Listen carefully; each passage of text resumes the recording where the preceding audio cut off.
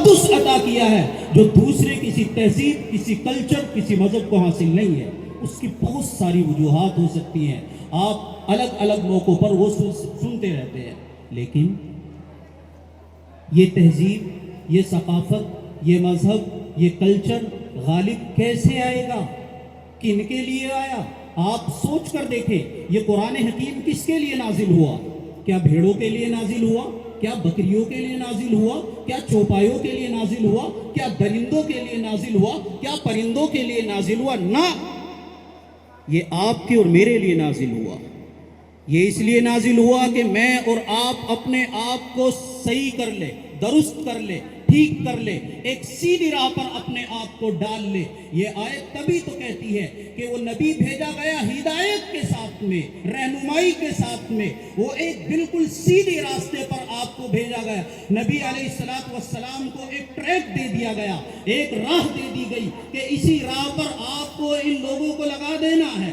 یہی راہ ان لوگوں کو اس منزل تک لے کر چلی جائے گی جہاں پر اللہ رب العزت اپنے بندے کو دیکھنا چاہتا ہے۔ لیکن افسوس کی بات یہ ہے، فکر کی بات یہ ہے، توجہ کی بات یہ ہے کہ ہم نے سب کچھ اپنا لیا، لیکن اپنی تہذیب کو، اپنے ثقافت کو، اپنے کلچر کو چھوڑ بیٹھے۔ اب دور دور تک ہمارے اندر وہ نظر نہیں آتا کہ یہ بندہ مسلمان ہے، یہ بندہ واقعی آئیڈیل مومن ہے، طاقتور مومن ہے، انفلوئنسر ہے، اس کا اثر دوسروں کے اوپر نظر آتا ہو۔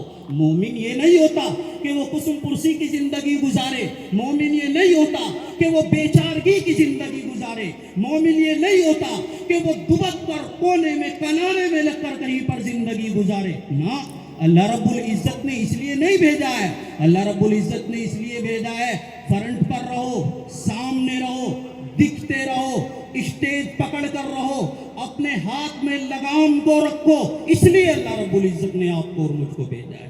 اب ہمارا اور اپنا ذرا حال دیکھیں، کیا واقعی ایسے ہیں ہم؟ کیا ہمارا اثر دوسروں کے اوپر ہے؟ کیا ہماری تہذیب دوسروں کے اوپر غالب آنی نظر آتی ہے؟ نہ، ہمارا کوئی پروگرام ہو، کلچرل پروگرام، آپ اس کو دیکھیں، دور دور تک اثر نظر نہیں آئے گا، دور دور تک اثر نظر نہیں آئے گا۔ مثال کے طور پر آپ یہی ایک پروگرام کرتے ہیں، شادیوں کو دیکھیں، کیا کچھ ہو رہا ہے، کیسے نہیں کر رہے، کیا نہیں کر رہے۔ اگر شادی کے پورے پروگرام سے، پری ویڈنگ اور آفٹر ویڈنگ سب چیزوں سے، اگر ایک نکاح کو نکال دیں، ایک نکاح کی اس 10 15 20 منٹ کی مجلس کو نکال دیں، پھر اور دوسری کوئی چیز ایسی نہیں ہے جس کے لیے آپ اپنے آپ کو کھپا رہے ہوتے ہیں مہینوں سے اور سالوں سے، اور اس کے اندر کوئی اسلامیت نظر آتی ہے؟ آتی ہے؟ بولتے کیوں نہیں آتی؟ آپ جانتے ہیں نہیں آتی، پھر بھی آپ کرتے ہیں، یہی سب سے شرم اور عار کی بات ہے۔ آپ جانتے ہیں کہ غلط ہے، پھر بھی آپ کرتے ہیں۔ آپ جانتے ہیں شریعت سنت کے خلاف ہے، آپ پھر بھی کرتے ہیں۔ آپ جانتے ہیں شریعت اور سنت کے سب کچھ خلاف چل رہا ہے، پھر بھی نبی علیہ السلام کی شریعت کو روند کر آگے بڑھا جاتا ہے کہ نہیں ہے؟ دل کے پھپھولے چل اٹھے سینوں کے داغ سے، اس گھر کو آگ لگ گئی گھر کے چراغ سے۔ کسی دوسرے نے نہیں کیا ہے، میں نے اور آپ نے مل کر یہ سب کچھ کیا ہے۔ ہم نے تو شریعت کا بھی ایک الگ ہی موڈیول کھڑا کر دیا ہے، اپنی طرف سے گھڑ کر، فیبریکیٹڈ ہے، مینوفیکچرڈ ہے، اپنی طرف سے بنایا ہوا ہے۔ نہیں ہے کہ اپنی طرف سے بنایا ہوا۔ آج آپ میں سے اتنی ساری بھیڑ عشاء کی نماز پڑھنے کے لیے آئی ہے، کل صبح کو بھی ممکن ہے کہ آپ آ جائیں گے، دوپہر میں آپ نظر نہیں آئیں گے۔ آپ نے اور ہم نے مل کر ایک دین کا نیا موڈیول کھڑا کر دیا ہے، جس کے اندر جمعے کی نماز پڑھنی ہوتی ہے، جس کے اندر الگ الگ خاص موقعوں پر بھیڑ لگانی ہوتی ہے۔ 5 وقت کی نمازیں آپ کے شیڈیول سے باہر نکل گئی ہیں۔ 24 گھنٹے کا جو آپ کا نظام الاوقات ہے، جو شیڈیول ہے، اس کے اندر بتائیں آپ ایمانداری سے کہاں نماز کو جگہ ہے؟ نبی علیہ السلام کہتے الصلاة عماد الدین فمن اقامها اقام الدین ومن ہدمها ہدم الدین۔ نماز دین کا ستون ہے، نماز دین کا پلر ہے، نماز دین کا کھمبا ہے۔ جس نے اس کو تھامے رکھا اس نے دین کو تھامے رکھا، جس نے اس کو چھوڑ دیا اس نے دین کو بلڈوز کر دیا، اس نے دین کو زمیندوز کر دیا، اس نے دین کو سب کچھ ختم کر رکھ دیا۔ ہو رہا ہے کہ نہیں ہو رہا ہے؟ کر رہے ہیں؟ چلا رہے ہیں بلڈوزر کے نہیں چلا رہے ہیں؟ بولو ہاں، آپ انکار نہیں کر سکتے ہیں۔ چل رہا ہے کہ نہیں چل رہا ہے؟ یہی تو سب سے بڑی افسوس کی بات ہے کہ پتا ہے، جانتے ہیں، سمجھتے ہیں، سب کچھ پتا ہے کہ یہ غلط ہے اور یہ صحیح ہے، پھر بھی ہم کیا کر رہے ہیں؟ غلط کر رہے ہیں۔ اور توبہ کے طریقے ہیں ایسے ایک دم سے یوں کر کے نکل جائیں گے۔ ارے تمہیں کس نے بتا دی یہ توبہ ہوتی ہے؟ جیسے وہ ہمارے برادران وطن اپنے مذہبی عبادت گاہوں کے سامنے سے نکلتے ہوئے یوں کر کے چلے جاتے ہیں نا، دور سے ایسے ہی کچھ ہو جائے ایسے کرتے ہیں، اللہ معاف کرے، اور پھر یہاں سے غیبت شروع کرتے ہیں، اللہ معاف کرے، پھر یہاں سے چگلی شروع کرتے ہیں، اللہ معاف کرے، پھر یہاں سے لوگوں کی برائیاں شروع کرتے ہیں، اللہ معاف کرے، لوگوں کے راز افشا کرنے شروع کرتے ہیں۔ افسوس، پہلے اللہ معاف کرے اور پھر گناہ کی شروعات ہوتی ہے۔ بسم اللہ پڑھ کے کیا کرے؟ پھر دعا بھی پڑھ لیا کرے کوئی ہو تو۔ اللہ معاف نہیں کرے گا، اللہ معاف نہیں کرے گا، بلکہ ان لوگوں کے لیے کل قیامت کے روز بالکل الگ سے اسپیشل سے اسٹیج لگایا جائے گا ان کی دھلائی کے لیے۔ اللہ معاف کرے اور غیبت، اللہ معاف کرے اور یہ افسوس۔ جیسے وہ ابھی ایک ویڈیو دیکھی، ایک گھر میں چوری کرنے کے لیے ایک چور گیا، چوری کرنے کے لیے ایک چور گیا تو گھر میں مندر تھا، اس نے پہلے مندر میں پوجا کی، پھر وہاں سے اپنا ہاتھ صاف کر کے نکل گیا اور وہ سی سی ٹی وی میں وہ قید ہوئی۔ تو ایسے ہی لگ بھگ ہم بھی کر رہے ہیں کہ اللہ معاف کرے اور پھر یہاں سے شروعات۔ تہذیب ایسے غالب نہیں آتی ہے، کلچر ایسے غالب نہیں آتا ہے۔ ہم لوگوں نے بہت بوال کاٹ رکھا ہے بھائی، ہم لوگوں نے بڑے بلنڈر کھڑے کر رکھے ہیں، بڑے کٹے کھول رکھے ہیں ہم لوگوں نے، بہت برا حال ہے ہم لوگوں کا۔ یوں کہہ لیں کہ مکمل طور پر اوور ہولنگ کی ضرورت ہے، دھلائی کی ضرورت ہے مکمل طور پر۔ تو کوئی برائی کی بات نہیں ہے کہ نہیں ہے؟ آج آپ یہاں بیٹھے ہیں، افسوس کی بات ہے بھائی۔ کیسے، کب تک چلائیں گے؟ کیا آپ نے یہ ایگریمنٹ ہوا ہے اللہ رب العزت سے کہ پرماننٹ اس دھرتی کے اوپر ہی رہنا ہے؟ کیا آپ کا کوئی ایگریمنٹ ہے اللہ سے؟ کوئی ہے؟ کسی کو شاید ہو کہ ابھی تو 10 سال 15 سال رہنا ہے کسی کا؟ اللہ رب العزت تو فرماتے ہیں اذا جاء اجلهم لا يستاخرون ساعة ولا يستقدمون۔ جب فرشتہ آئے گا لمحے بھر بھی آپ آگے پیچھے کرنے کی جرات اور ہمت اور طاقت نہیں رکھتے ہیں، ایک لمحے کے لیے بھی۔ ہمارے ایک بھائی رہتے ہیں، ان کی بہن کا گزشتہ 10-15 دن پہلے ایکسیڈنٹ ہوا اور انہوں نے مسئلہ معلوم کرنے کے لیے مجھ کو فون کیا کہ غسل کیسے دیں۔ میں نے ان کو بتلا دیا بھائی دے دو، تو انہوں نے کہا کہ میں ویڈیو بھیج رہا ہوں آپ کو، آپ ویڈیو دیکھ لو پھر شاید آپ کو سمجھ میں آئے گا۔ میں نے ویڈیو دیکھی، آپ یقین جانیں صرف 3 سیکنڈ کی ویڈیو دیکھ سکا، ایک دم بند کر دی، فوراً ڈیلیٹ کر دی میں نے ویڈیو، اور 2 دن تک لقمہ حلق سے نیچے نہیں اترا۔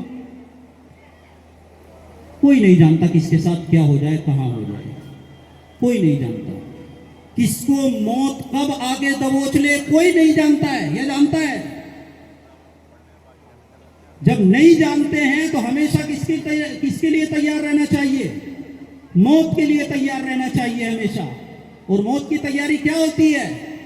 کہ موت کی تیاری یہ ہے کہ اگر 4 بیٹے ہیں تو 8 پلاٹ بنا دے، 10-12 گاڑیاں خرید دے، بینک بیلنس بنا دے، جویلری خرید کر دے دے، یہی ہے نا؟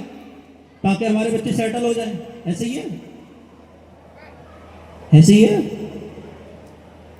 بول نہیں رہے, لگ رہا کہ ایسے ہی ہے. بول بھی نہیں رہے, انہوں لگ رہا چونکہ ہو ہی رہا ہے. پریکٹیکل گراؤنڈ پر یہی ہو رہا ہے. پریکٹیکل گراؤنڈ پر یہی چل رہا ہے کہ ہم جو تیاری کر رہے ہیں وہ صرف اس بات کی ہے کہ یہ دنیا کس طرح سے سنور جائے, بن جائے, سیکیور ہو جائے, محفوظ ہو جائے. ہے کہ نہیں؟ یہ موت ووت کی کسی کو فکر نہیں ہے بھائی.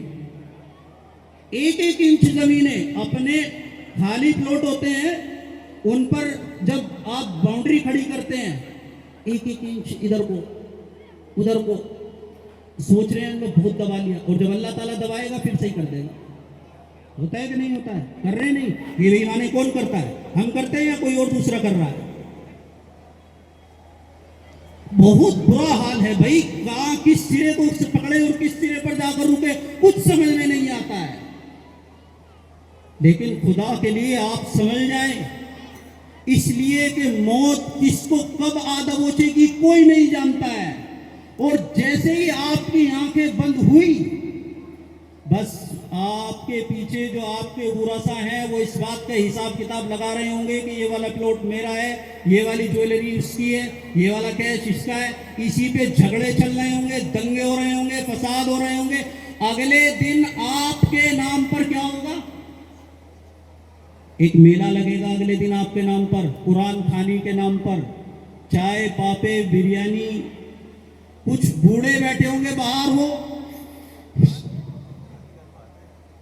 وہ قرآن پڑھنے نہیں آتے, وہ بیڑی پینے آتے ہیں.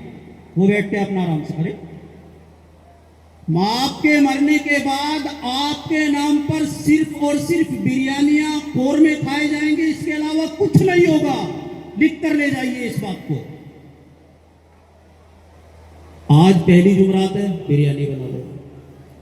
ابا کو 10 دن ہو گئے, قورمہ بھی بنوا لو. اب کی بار عدت ختم ہو رہی ہے, پھر قورمہ بریانی بنوا لو. اب کی بار ابا کو 1 سال مہینہ ہو گیا, چلو اب کی بار بھی قورمہ بریانی بنوا لو.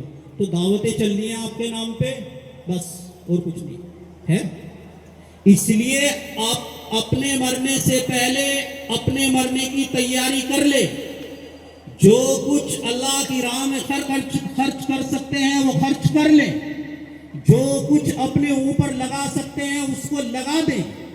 اپنے لیے صدقہ جاریہ کے ایسی عمارتیں تعمیر کر دیں جو آپ کے مرنے کے بعد آپ کے لیے ثواب کا کھاتا کنٹینیو کرتی رہیں, چلاتی رہیں. آپ کو پھر کسی کی ضرورت نہ پڑے.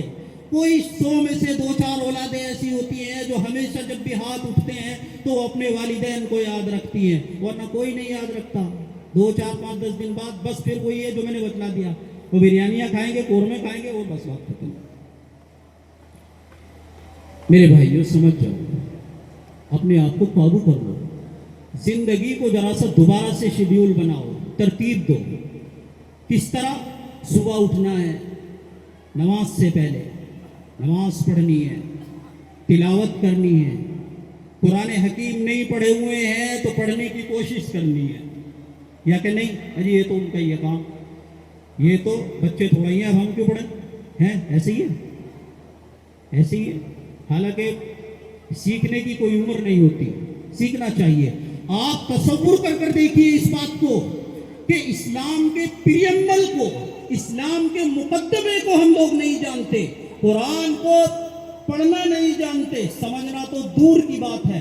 آپ تصور کر سکتے ہیں کہ یہ کیسا مومن اور مسلمان ہے جس کو قرآن کی چند آیتیں نہیں پڑھنی آتی ہیں, یا اگر 10, 20, 30 سال ہو گئی اس کو نماز پڑھتے ہوئے, لیکن اس کو یہ تک نہیں پتا کہ اس آیت کا مجھ سے کیا مطالبہ ہے, کیا تقاضا ہے, یہ قرآن مجھ سے کیا چاہتا ہے. بلکہ قرآن کے بارے میں تو بات ہی کیا کرے بھائی, قرآن کے بارے میں تو کہیں کیا آپ سے. قرآن تو ہمارے لیے, جو میرا بڑا مشہور جملہ ہے کہ قرآن ہمارے لیے دعا, دم, درود, جھاڑ پھونک کی کتاب بن کر رہ گئی. ہے کہ نہیں ہے ایسا؟ ہے کہ نہیں ہے ایسا؟ قرآن ہمارے لیے دعا, دم, درود, جھاڑ پھونک کی کتاب بن کر رہ گئی. اس سے زیادہ اب اس کی کوئی حیثیت نہیں رہی ہمارے یہاں پر. یہ ایک مذہبی کتاب بن کر رہ گئی. یہ بس ہمیں یہ لگتا ہے کہ کوئی اگر انتقال ہو جائے کسی کا تو اس کے لیے قرآن خوانی کرا لو، اس کو ایصال ثواب کر دو۔ اپنی زندگی کو روشن کرنا، اپنی زندگی کو منور کرنا، اپنی زندگی کو سیدھی راہ پر ڈالنا، اپنے آپ کو سنوارنا، بنانا، تہذیب اور اخلاق کے دائرے میں اپنے آپ کو سمیٹ کر لے کر آنا، یہ اس قرآن کے ذریعے سے کیا جا سکتا تھا۔ لیکن آج کی ڈیٹ میں قرآن صرف اور صرف میجورٹی مسلمانوں کے لیے صرف ایک مذہبی کتاب کی حیثیت رکھتی ہے، یا کسی کے سر میں درد ہو جائے، پیر میں درد ہو جائے تو لگنے لگتا ہے کسی نے کچھ کرا دیا ہے، لے بھائی چل دم کروا لے، لے بھائی جھاڑ پھونک کروا لے، اور لے بھائی اس کو طاق پہ سجا کر رکھ دے۔ اس کو ایک آدمی کو اگر یہاں پر کھڑے ہو کر پوچھ لوں کہ پچھلے آپ کی 20 سال 30 سال 50 سال کی عمر میں آپ نے قرآن کی کس آیت کو کھولا اور کھول کر اس کو سمجھنے کی کوشش کی، تو شاید کوئی ایک بندہ نظر آئے، شاید کوئی ایک بندہ، بلکہ سمجھنا تو دور کی بات ہے۔ میجورٹی مسلمانوں کی، اکثریت مسلمانوں کی ایسی ہے کہ اگر اس سے یوں کہہ دیا جائے کہ سین شین صا صاد، ان میں فرق بتا دے، آدھے سے زیادہ نابلد اور نہ جاننے والے لوگ ہیں، ہے کہ نہیں ہے؟ قرآن کس کے لیے نازل ہوا تھا؟ بھیڑ بکریوں کے لیے۔ قرآن کس کے لیے نازل ہوا تھا؟ اینٹ پتھروں کے لیے۔ قرآن کن کے لیے نازل ہوا تھا؟ چرندوں اور درندوں کے لیے۔ کن کے لیے نازل ہوا تھا بھائی؟ اِنَّا عَرَضْنَا الْأَمَانَةَ عَلَى السَّمَاوَاتِ، یہ آیت تو بتلاتی ہے کہ ہم نے یہ تو الگ الگ موقعوں پر ہم نے کس کس کو پیش کیا، قرآن سب نے انکار کر دیا، اور اس انسان نے اس قرآن کے بوجھ کو اٹھایا۔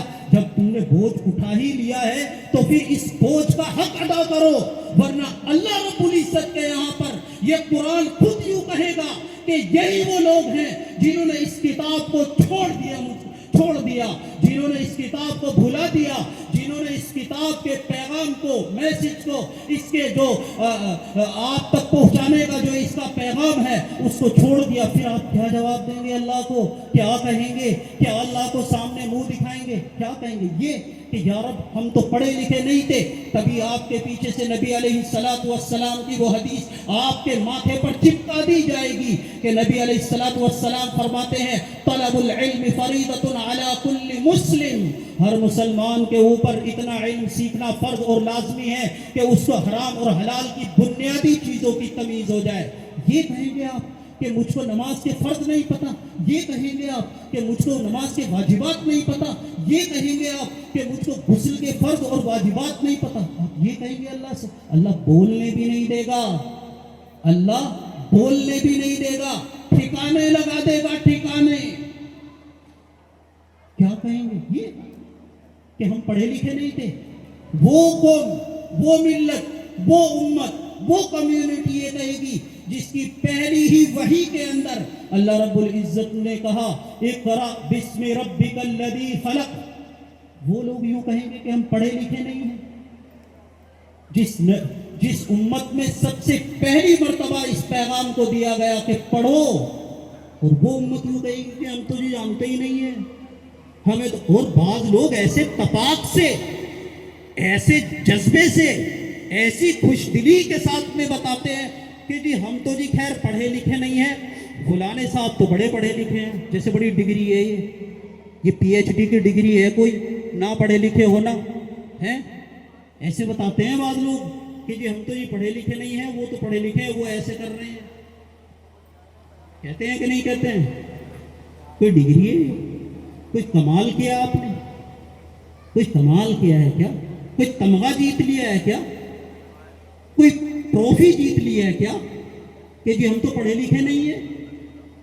بلکہ ہمیں شرم آنی چاہیے، ہم نے ایک بنیادی ضرورت کو ہی پورا نہیں کیا، بنیادی بات کو ہی بالکل ہم نے اگنور کر دیا اور نظر انداز کر دیا۔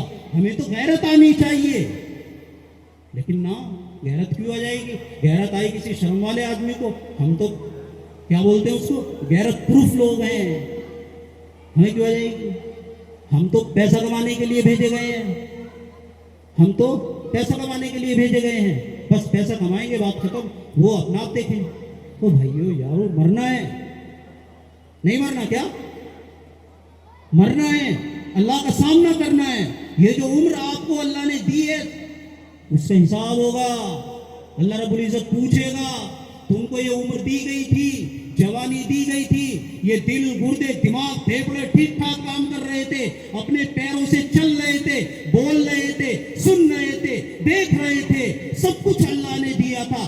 آپ میں سے یہاں پر جو سب سے کمتر اپنے آپ کو سمجھتا ہے, اللہ نے اس کو بھی لاکھوں کروڑوں اربوں روپے کی نعمتوں سے نوازا ہے. وہ بھی یہ نہیں کہہ سکتا کہ مجھ کو میرے رب نے کچھ نہیں دیا ہے. ہماری اور آپ کی تو بات یہ لگے بھائی مزے کی کھا رہے ہیں, بہترین کھا رہے ہیں, بہترین پہن رہے ہیں, اچھے گھروں میں رہتے ہیں, بڑھیا گاڑیوں میں چلتے. اللہ نے کیا چیز نہیں دی ہے؟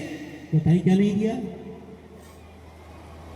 نہیں دیا کیا؟ اللہ نے بڑی عیش کی زندگی دی ہے بھائی, بڑی عیش کی, بڑے سکون کی, بڑی راحت کی, بڑے اطمینان کی. ہمیں تو چاہیے یہ تھا کہ ہم اپنے رب کے سامنے اپنے آپ کو تج دیتے, بالکل سرنڈر کر دیتے, بالکل اپنے آپ کے گھٹنے گاڑ دیتے, بالکل شریعت اور سنت کو اپنے سینے سے لگا لیتے, بالکل. لیکن ہم نے کیا کیا میرے بھائیوں؟ کیا کیا؟ ادھیڑ عمر کے لوگ, ان کی اپنی آئیڈیالوجی ہے, اپنا فکر و فلسفہ ہے, وہ اپنی دنیا میں مگن ہے. نوجوان ان کی تو خیر کہنے ہی کیا, وہ تو ابھی محبت کے جنون میں ہے, وہ تو ابھی عشق و معشوق کے جنون میں ہے, انہیں ابھی کچھ نہیں پتا ہے کہ کیا کرنا ہے ہمیں. وہ تو ابھی یہ سوچ رہے ہیں کہ ابھی زندگی شروع ہوئی ہے. یوں کہتے ہیں ابھی تو یار 20 سال عمر ہوئی ہے ہماری, ابھی تو 25 سال کا یوں یار, ابھی تو 30 سال کا یوں یار, تو مجھے دیندار بنائے گا کیا ہے؟ نہ, تمہیں نہیں بنائیں گے. کس کو بنائیں گے؟ شریعت کہتی ہے کہ وہ نوجوان آدمی جس نے اپنی نوجوانی اللہ کے لیے وقف کی ہو. اللہ کے لیے وقف کرنے کا مطلب یہ نہیں کہہ رہا ہوں کہ 24 گھنٹے یہاں پر مصلی لے کر پڑا رہتا ہو, یہ نہیں کہہ رہا ہوں, کسی سے بھی نہیں کہہ رہا ہوں یہ تو میں, اور آپ تو کر بھی نہیں سکتے, اب تو یہ بات ہی نہیں کرنی چاہیے. اسلام میں تو رہبانیت ہی حرام ہے. میں یہ کہہ رہا ہوں کہ وہ حلال کام کرتا ہے اور حرام سے بچتا ہے, بس اتنا کام. وہ نماز پڑھتا ہے, وہ تلاوت کرتا ہے, وہ جہاں کام کرتا ہے محنت سے کرتا ہے, پیسہ کماتا ہے حلال, اپنے اوپر بھی خرچ کرتا ہے, اپنے والدین کے اوپر بھی خرچ کرتا ہے. یہ نوجوان اللہ کو بہت پسند ہے. یہ نوجوان اللہ کی نظر میں انتہائی قیمتی اور قابل ہے. یہ شریعت کا نور ہے, یہ شریعت کی جان ہے یہ آدمی, یہ لڑکا. لیکن آج ہمارے لڑکے کیا ہے؟ لڑکوں کا صبح اٹھتے ہی پہلی فرصت میں موبائل نکلے گا, سارے ایک دم سے میسج چیک کریں گے. اگر موبائل کبھی غلطی سے ادھر ادھر رہ گیا تو ہارٹ اٹیک ہو جائے گا. ان کو ایک دم موبائل آنا چاہیے ہاتھ میں, چاہے کچھ بھی ہو جائے. ان کے پاسورڈ آپ کو پتا نہیں ہے, موبائل کے اندر پاسورڈ لگے ہوئے ہیں. والدین ان کے موبائل کو دیکھ نہیں سکتے. آپ کیسے والد ہیں پھر؟ آپ کیسی والدہ ہیں پھر جو آپ اپنے بچوں کے اور بچیوں کے موبائل نہیں دیکھ سکتے؟ اور ان کے اندر کیا کیا خرافات اور واہیات ہو رہا ہے وہ تو آپ ہم سے بہتر سمجھتے ہیں. بتانے کی ضرورت نہیں ہے, بتانے کی ضرورت نہیں ہے. اگر یقین جان لیجئے, یہاں پر بیریکیڈ کر دیجئے اور سب کے موبائل جمع کر لیجئے اور ہسٹری چیک کرنی شروع کر دیجئے, سب ننگے ہو جائیں گے. برا مت مانیے گا, لیکن حقیقت یہی ہے. حقیقت یہی ہے. صبح کو اٹھتے ہیں, اسکرولنگ شروع ہو جاتی ہے, شام تک اسکرولنگ چلتی رہتی ہے. بس یہ ہماری قوم کا فیوچر ہے, یہ ہمارا مستقبل ہے. حالانکہ نوجوانوں کے کاندھے پر ہی قوم اور کمیونٹی ہے. اب اگر وہی بے عیار و مددگار بھاگنے لگے, وہی بے راہ رو ہو گئے, وہی غلط راستے پر پڑ گئے, تو ہمارا تو فیوچر مستقبل تباہ ہو گیا. اور ایک بات اور سن لیجئے, اور کان کھول کر سن لیجئے, دل کے دریچوں کے ذرا اپنے وا کر لیجئے. آپ کے پاس سب سے زیادہ قیمتی جو چیز ہے وہ آپ کی آل و اولاد ہے. اگر یہ سنور گئی, یہ بن گئی, یہ نکھر گئی, یہ کامیاب ہو گئی تو آپ بہترین پیرنٹس ہیں, شاندار والدین ہیں. اگر یہ برباد ہو گئی, یہ تباہ ہو گئی, یہ غلط راستے پر چلی گئی تو آپ یقین جانیے آپ آئیڈیل والدین نہیں ہیں. اور ایک بات اور سوچ لیجئے, سن لیجئے, پیرنٹس ہونا بڑا ہارڈ ٹاسک ہے، بہت قربانیاں دینی پڑتی ہیں ماں باپ بننے کے لیے۔ قربانی کا مطلب یہ نہیں جو آپ سمجھ رہے ہیں، آج کل تو یہی لوگ سمجھتے ہیں خالی کہ قربانی کا مطلب یہ ہے کہ کیا کرے، قربانی کا مطلب یہ، قربانی کا مطلب کیا کہ بھائی ہمارے محنت کر رہے ہیں، کوششیں کر رہے ہیں۔ ہاں، آپ صبح کو کیا بجے اٹھتے ہیں؟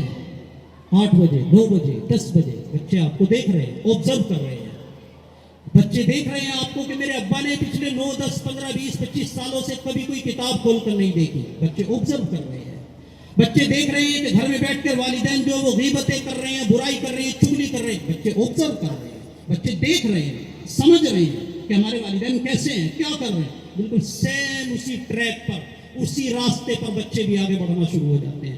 تو گویا کہ بچوں کی تربیت کرنے کا ہمارے پاس کوئی نظام نہیں ہے، بلکہ واپس ہم بچوں کی کیا کرتے ہیں؟